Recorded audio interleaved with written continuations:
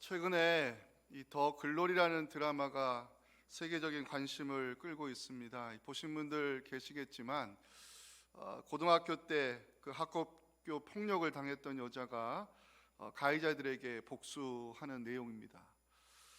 영화나 드라마를 보면 이 좋은 배역을 맡은 사람이 있는가 하면 악역을 전문적으로 맡는 배우들이 있습니다.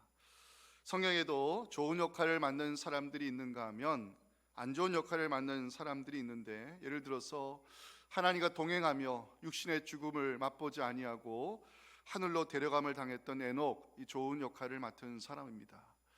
하나님께서 사람 지으셨음을 한탄할 정도로 죄가 많은 세상 속에서도 의인의 길을 걸으며 하나님 말씀에 순종하여 방주를 짓는 데 헌신했던 노아, 좋은 역할을 맡은 사람입니다.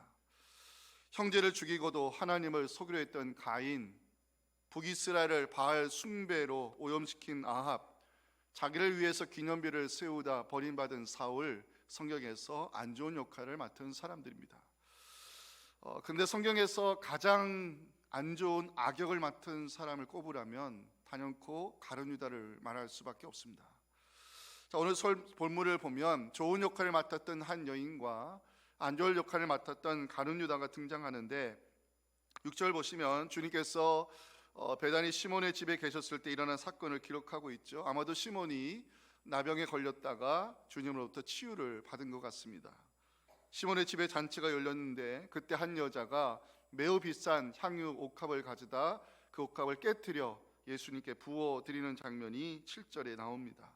한 여자가 매우 귀한 향유 한 옥합을 가지고 나와서 식사하시는 예수님께 부어드렸습니다. 요한복음의 자료에 의하면 이 향유를 부어드린 여인은 마리아라고 우리에게 알려주고 있는데요, 그 장면을 지켜본 제자들이 분개하며 그 여인을 책망하는 장면이 8절과 9절에 나옵니다. 제자들이 보고 분개하이르되 무슨 의도로 이것을 허비하느냐, 분개하며 책망했습니다. 하지만 주님은 그 마리아를 칭찬하시면서 이렇게 말씀하셨습니다. 10절과 11절 보시면 너희가 어찌하여 이 여자를 괴롭게 하느냐, 그가 내게 좋은 일을 하였느니라. 가난한 자들은 항상 너희와 함께 있지만 나는 항상 함께 있지 아니한다고 하면서 섬김의 기회를 놓치지 않았던 여인을 주님은 칭찬했습니다. 자, 주님이 여인을 칭찬하시는 이유가 있습니다. 여인이 향유 부어드린 것을 주님은 내 장례를 미리 준비한 일이라고 해석하셨기 때문입니다. 12절입니다.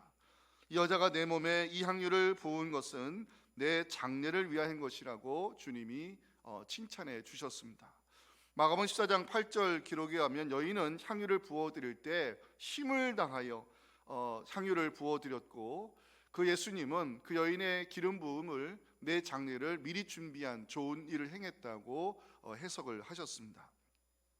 예수님은 그 여인의 섬김을 받으시면서 복음이 전파되는 곳에는 이 여자가 행할 일도 함께 말하며 그를 기억할 것을 13절에서 약속하셨습니다. 13절에서 설교 제목이 나왔는데 함께 읽겠습니다. 시작. 내가 진실로 너희에게 이르노니 온 천하에 어디서든지 이 복음이 전파되는 곳에서는 이 여자가 행할도 말하여 그를 기억하리라 하시니라. 아멘.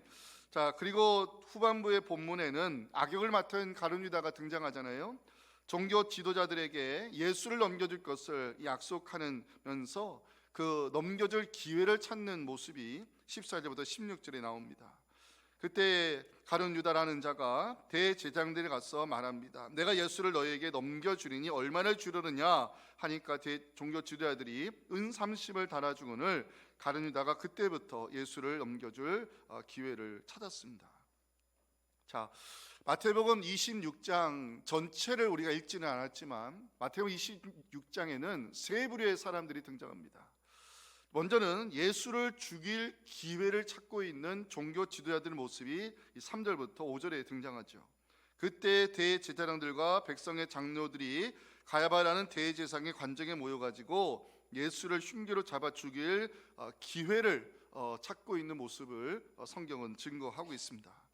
또 두 번째는 섬김의 기회가 왔을 때 아낌없이 향유를 부어드리며 주님께 위로를 드렸던 그 마리아의 섬김의 기회를 놓치지 않은 모습이 요한복음 12장 3절에 기록이 되어 있습니다.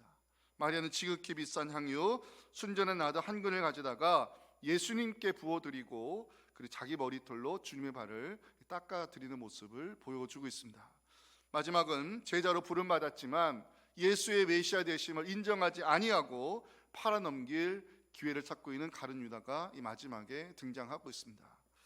마태복음 26장에는 이처럼 기회를 찾는 사람들이 등장을 하고 있는데요, 성도로 부름받은 우리 이 시대 속에서 어떤 역할을 맡는 사람들이 되어야 될까? 오늘 사순절 넷째 주를 맞이하여 함께 메시지를 나누겠습니다. 첫째입니다.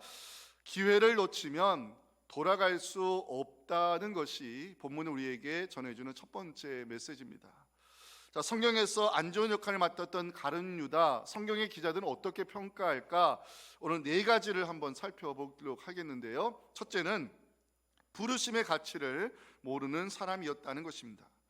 자, 가룟 유다 하면 우리가 일단 선입견을 갖고 있잖아요. 그런데 오늘 기억하실 것은 가룟 유다는요 12제자 중에 한 사람으로 부름받았다는 사실을 잊어서는 안 됩니다. 직계 제자로 부름받았다는 사실 하나만으로도 가룟 유다는 은혜를 입은 사람이라 말할 수 있어요. 자, 우리 위대한 기독교의 지평을 넓혔던 사도 바울에게는요 한 가지 아쉬운 점이 있었죠. 직계 제자로 부름받지 못했다는 사실, 아쉬웠을 것입니다.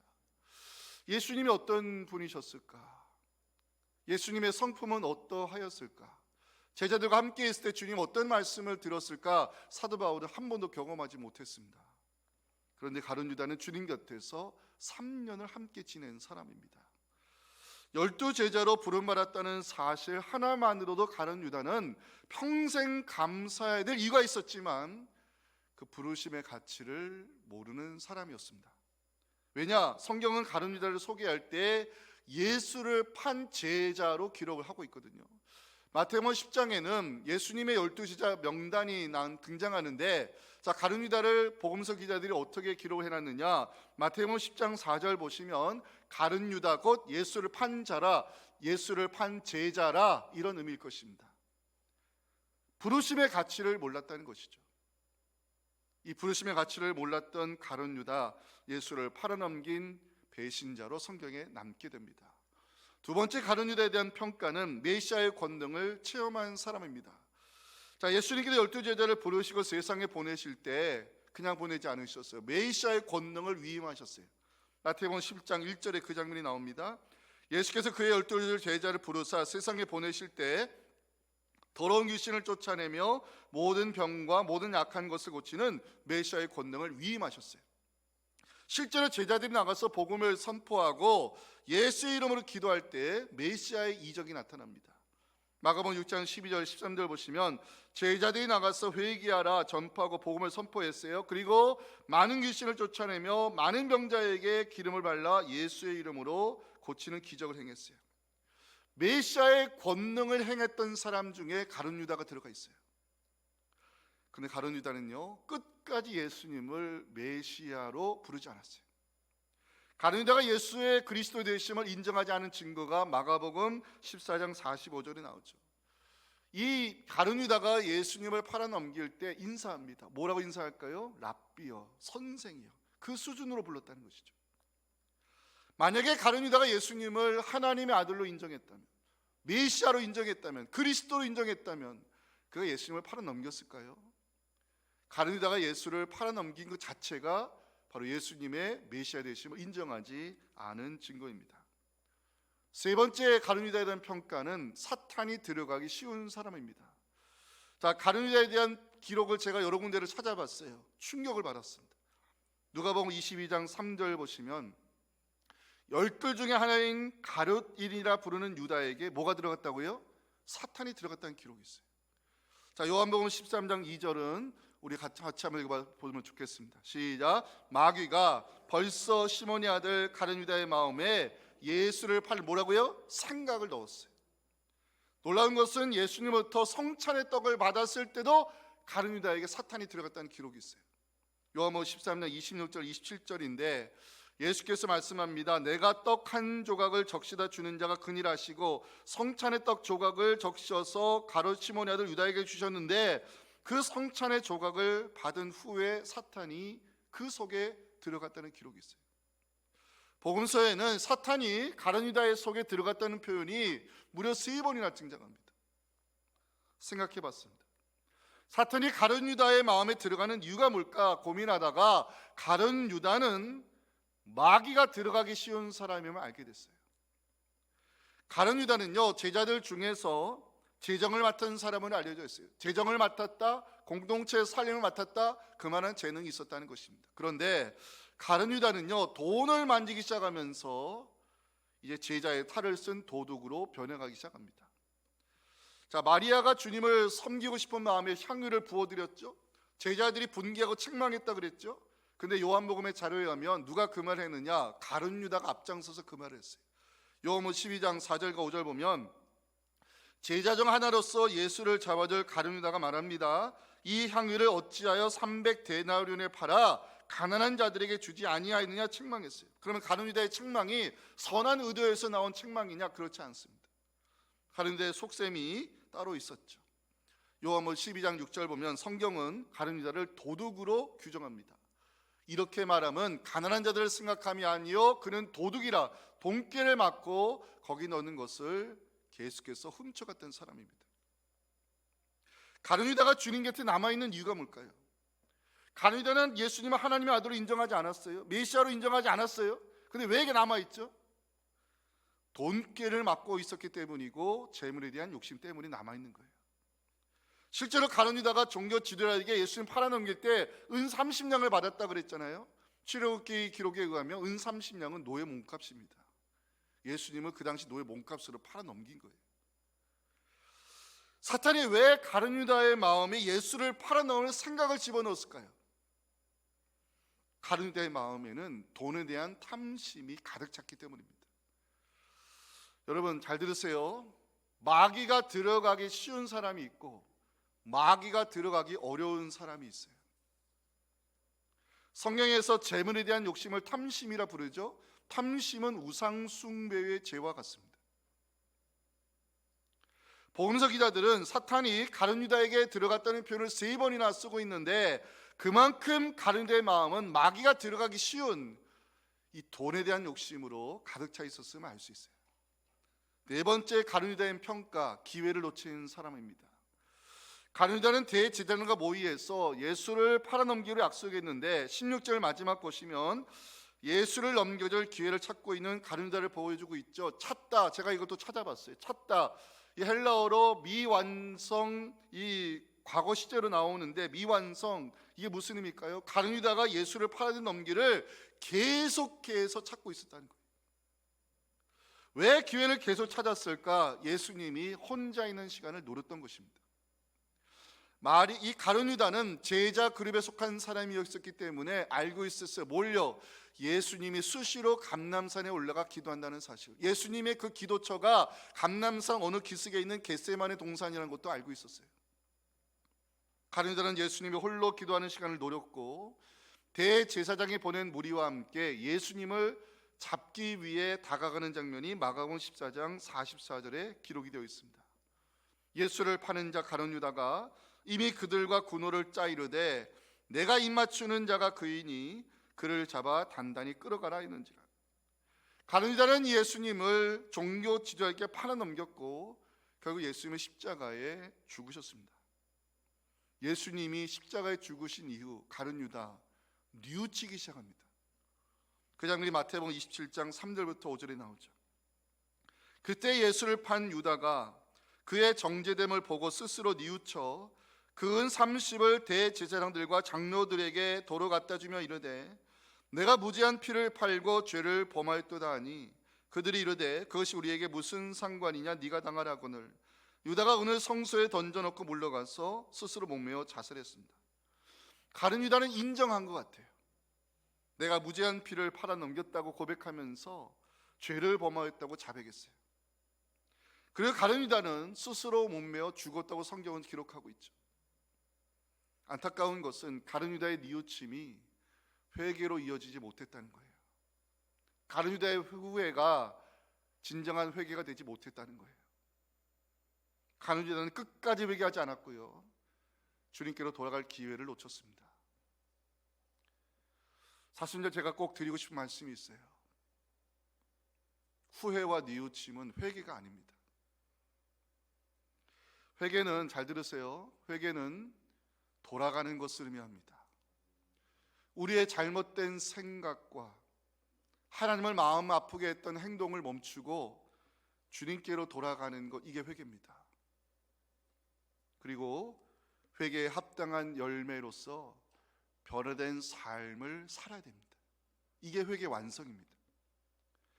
가룟유다를 향해서 성경이 뭐라고 기록하고 있어요? 회개했다고요? 아니요, 뉘우쳤다고 기록하고 있어요.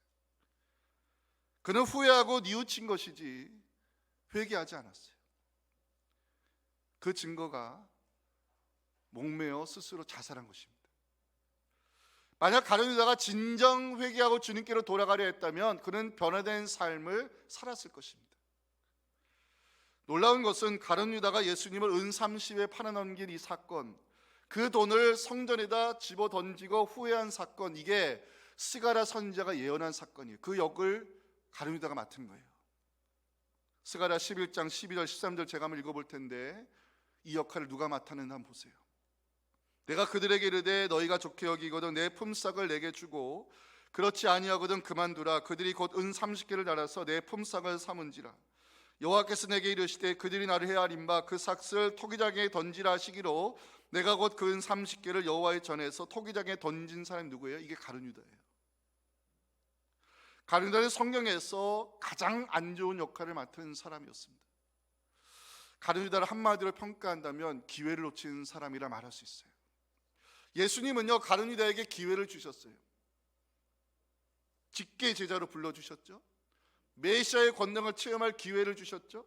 성만찬에 참여시키면서 성찬의 떡도 나눠주셨어요. 예수님은 가룟유다에게 회개하고 돌아올 기회를 주셨지만 끝내 가룟유다는 후회하고 뉘우치기만 했을 뿐 그는 자살로서 주님의 마음에 더 큰 못을 박은 사람이 되었습니다. 사랑하는 성도 여러분, 사순절 기간입니다. 사순절은 제자리로 돌아가 우리의 믿음을 돌아보는 시간입니다. 말씀 묵상과 기도의 시간을 통해서 진정한 우리의 죄의 고백을 하나님께 드리는 회개의 시간이 사순절이 있어야 됩니다. 참으로 회개하는 자에게는요, 회복의 은혜가 임하는 것을 믿으시기 바랍니다. 전 지금까지 28년 목회하면서 많은 말씀을 사순절에 전했지만 제가 확신하는 것은, 특별히 다윗을 보면서 확신하는 것은, 베드로를 보면서 확신하는 것은 회개는 회복의 시작이 될 수 있다는 것입니다. 진정한 회개가 회복의 은혜까지 간다는 것을 믿으시면서 회개에 합당한 열매로 변화된 삶을 살기로 결단하는 우리 모두가 될 수 있기를 주님의 이름으로 축원합니다. 우리 마지막 메시지 함께 읽겠습니다. 시작. 하나님이 기억하시는 사람이 되어야 한다는 사실입니다. 자, 이제 살펴볼 것은 주님께서 베다니 시몬의 집에 있을 때 일어난 사건인데, 아마도 시몬은 주님으로부터 나병을 치유받았던 것 같고 그의 집에 잔치가 열린 것 같아요. 요한복음의 자료에 의하면 마리아가 주님을 위하여 향유를 부어드리고 예수님의 발을 자기 머리털로 닦아드리는 장면이 요한복음 12장 3절에서 우리가 볼 수 있어요. 마리아는 지극히 비싼 향유고 순전한 나도 한 근을 가져다가 예수의 발에 붓고 자기 머리털로 주님의 발을 닦아드렸어요. 이런 마리아의 행위는요, 지극히 존경하고 사랑하는 분한테 하는 행위인데, 마가복음에 의하면 옥합에 들어있는 향유의 가치를 300데나리온이라고, 300데나리온, 1데나리온이 노동자의 하루 품삯이거든요. 300데나리온은 뭘까요? 노동자가 꼬박 1년 일해야 모을 수 있는 큰 돈이에요. 그걸 마리아가 아낌없이 부어드렸어요. 마리아의 헌신을 통해 성경은 우리에게 무엇을 말씀하는 것일까? 첫째는 우리 믿는 사람들은요, 좋은 일을 행하는 사람이 되어야 한다는 것입니다. 마리아가 주님을 위해서 향유를 부어드렸는데 제자들이 분개하고 책망하는 장면이 8절에 나오잖아요. 이 분개란 단어, 또 무슨 의도로 이것을 허비하느냐? 마리아가 주님을 위해서 향유를 부어드렸는데 이게 분개할 일이고 책망할 일인가요? 주님의 해석은 달랐다는 것이죠. 10절 말씀을 함께 읽겠습니다. 시작. 예수께서 아시고 그들에게 이르시되 너희가 어찌하여 이 여자를 괴롭게 하느냐? 그가 내게 뭐라고요? 좋은 일을 하였다고 주님이 해석하셨어요. 내게란 단어를 찾아서, 내게 헬라어로 나를 위하여라는 뜻입니다. 주님은 마리아의 행위를 나를 위하여 한 일이라고 해석을 하셨어요. 자, 향유를 부어드린 것이 왜 주님을 위한 일이 됐을까? 세 가지를 이야기할 수 있어요. 첫째는 기름 부음의 사건이었기 때문입니다. 여러분, 예수님이 이 공생의 사역을 시작할 때 세례를 받으셨죠? 그때 어떤 현상이 일어났죠? 성령이 비둘기같이 임했다고 성경을 말씀해요. 예수님이 세례 받으실 때 성령이 임했다는 것은 예수님이 바로 하나님께서 기름 부어 보내주신 메시아 그리스도라는 것을 이 세례 사건이 증거하는 것입니다. 그런데 실제로 예수님에게 공개적으로 기름을 부어드리는 사람은 지금까지 없었어요. 근데 마리아가 향유를 부어드림으로 예수님이 바로 이 땅에 왕으로, 선지자로, 그리고 대제사장으로 오신 메시아 그리스도임을 마리아가 증거했다는 것입니다. 그래서 주님이 저간에게 좋은 일 행했다고 해석하신 거예요. 두 번째 이유는 장례입니다. 왜 예수님이 마리아의 기름 부음을 나를 위한 좋은 일이라고 해석을 하시는 것일까? 12절에 그 이유가 나오죠. 이 여자가 내 몸에 이 향유를 부은 것은 내 장례를 위하여 함이니라. 예수님은 사람들의 죄를 대속하기 위하여 고난받는 종으로 오셨고 십자가 제물이 되기 위해 오셨다는 사실, 그래서 마리아의 이 기름 부음이 바로 사람들을 대속하여 십자가에 죽을 내 몸을 마리아가 미리 장례했다고 하면서 그를 칭찬하셨던 것입니다. 세 번째 이유는 위로자 역할을 감당해 주었기 때문입니다.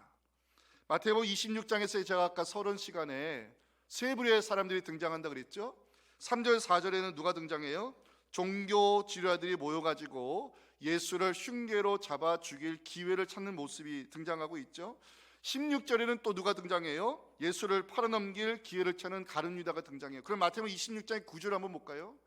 3절 4절은 예수님을 흉계로 잡아 죽일 기회를 찾는 대제사장들의 모습이 나오고 16절에는 예수를 팔아넘길 기회를 찾는 가룟 유다가 등장해요. 그 사이에 이 마리아의 섬김이 들어가 있어요. 주님께서 마리아의 섬김을 칭찬하시는 이유는 이런 대적자들의 구조 속에서 마리아는 정말 주님을 사랑하는 마음으로 섬김의 기회를 놓치지 않았고 그 예수님의 발을 자기 머리털로 닦아드림으로 예수님이 십자가 순을 앞에 두시고 위로를 받으셨던 거예요. 복음서를 제가 찾아봤어요. 주님에게 위로가 되었던 사람들이 누가 있을까? 있더라고요. 누가복음 8장 2절과 3절 말씀, 또한 악귀를 쫓아내심과 병고침을 받은 어떤 여자들 곧 7 귀신이 나간 자 막달라인이라는 마리아와 헤롯의 청지기 구사의 아내 요한나와 수산나와 다른 여러 여자가 함께 있었는데 자기들의 소유로 예수님의 사역을 섬겼다는 기록이 있어요. 마가복음 15장 40절 41절을 여자 성도님들께서 한번 읽어주시면 좋겠어요. 시작.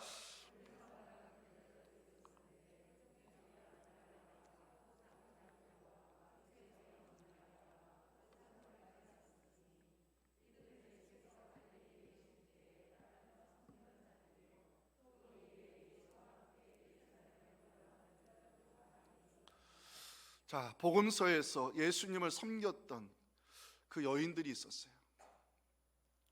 이 예수님에게 위로자 역할을 감당했던 사람들은요, 섬김의 기회를 놓치지 않았던 사람들임을 알 수 있어요. 주님께서 마리아를 칭찬하신 이유가 뭘까요? 섬김의 기회를 놓치지 않았기 때문입니다. 11절 보시면 가난한 자들은 항상 너희와 함께 있거니와 나는 항상 함께 있지 아니하리라 말씀하면서 섬김의 기회를 놓치지 않았던 마리아를 주님이 칭찬했어요. 자, 두 번째로 성경이 마리아의 헌신을 통해 우리에게 어떤 말씀을 들려주고자 하시는 것일까? 믿음의 성도는 공동체 안에서 하나님이 기억하시는 사람으로 역사에 남아야 한다는 것입니다. 자, 주님께서 마리아 헌신을 귀하게 받으시고 한 가지를 약속하셨는데 뭘 약속하셨을까요? 13절 말씀을 다 함께 읽겠습니다. 시작. 내가 진실로 너희에게 이르노니 온 천하에 어디서든지 이 복음이 전파되는 곳에서는 이 여자가 행할도 말하여 그를 기억하리라. 펜 갖고 계신 분 한번 표시해 주실까요? 그를 기억하리라. 오늘 설교 제목입니다. 그를 기억하리라. 헬라어로 잊지 않고 마음에 두는 것을 의미합니다. 잊지 않고 마음에 두는 것. 주님은요, 복음이 전파되는 곳에는 이 마리아의 행한 일도 함께 전해질 것을 말씀하시면서 내가 너의 행위를, 내가 너의 헌신을, 내가 너의 섬김을 잊지 않고 마음속에 기억하겠다고 약속했어요. 이제 말씀을 맺고자 합니다. 가룟 유다, 안타깝게도 제자로 부름받았음에도 불구하고 부르심의 가치를 몰랐고 메시아의 권능을 체험했으면서도 예수님을 메시아로 인정하지 않았고 그 회개의 기회를 놓치며 결국 스스로 몸매어 자살함으로 주님의 마음에 가장 아픈 기억으로 남게 됩니다. 하지만 마리아는 주님을 섬길 수 있는 기회를 놓치지 아니하며 그 기회를 주실 때 준비했던 향유를 아낌없이 부어드리며 십자가 수단을 앞에 두신 주님께 위로를 드리며 주님의 마음속에 기억하는 사람으로 남게 됩니다. 제가 지난 주일날 오후에 피택 항준이 교육을 했는데요, 부탁을 드렸어요. 제가 여러분들의 만약 장례를 치르게 된다면 제 눈에서 눈물이 나왔으면 좋겠다고. 제가 여러분들의 장례를 치러드릴 때 제 입에서 할 말이 많았으면 좋겠다고. 목회자가 기억하는 직분자라면 하나님이 기억하시지 않겠습니까? 사랑하는 성도 여러분, 믿음의 사람은 좋은 일을 행하는 사람이 되어야 되고 공동체 역사 가운데 기억되는 사람으로 남아야 됩니다. 섬김의 기회를 놓치지 마시고 좋은 일을 행하는 성도 되셔서 하나님이 기억하시는 사람으로 우리 교회 역사에 남을 수 있기를 주님의 이름으로 축원합니다. 하나님 아버지 감사합니다. 사순절입니다. 이 말씀 앞에 우리 자신을 세워보기를 소망합니다. 하나님, 혹시 우리에게도 부르심의 가치를 모르는 가룟 유다의 흔적이 남아있지 아니한지, 하나님의 능력을 체험했으면서도 하나님의 하나님 되심을 증거하기를 부끄러워하고 있지는 아니한지, 입으로는 회개한다 말하지만 여전히 똑같은 죄를 반복하고 있고 우리의 회개가 후회와 뉘우침의 수준으로 멈추고 있지는 아니한지 우리 자신을 돌아보기를 원합니다. 하나님, 우리가 이 시대의 가룟 유다가 아닌 하나님이 기억하시는 마리아와 같은 사람이 되기를 소망할진대 하나님 기회 주실 때 좋은 일 행하는 성도 되게 도와주시옵시고 하나님이 기억하시는 사람으로 교회 역사에 남을 수 있도록 하나님 우리에게 믿음을 더하여 주시옵소서. 예수님의 이름으로 기도하옵나이다. 아멘. 지금 우리를 구원하기 위해서 십자가에서 모든 것을 쏟아주신 우리 구주 예수님의 은혜와 우리의 인생을 도표성 안에 들어가게 해주시고 구원의 은총을 누리게 해주신 하나님 아버지의 크신 사랑과 성령의 동행하심이 오주신 이 귀한 말씀을 가지고 다시 한번 우리의 믿음을 돌아보며 하나님 우리의 기회 주실 때 기쁨과 감사한 마음으로 헌신하며 섬기는 자 되어 좋은 일 행하는 성도 되어 하나님이 기억하시는 사람으로 교회 역사에 남기를 소망하는 우리 사랑하는 성도들의 믿음의 여정과 우리 자녀들의 신앙과 사랑하는 교회 위에 지금부터 영원토록 함께 하시기를 간절히 축원하옵나이다. 아멘.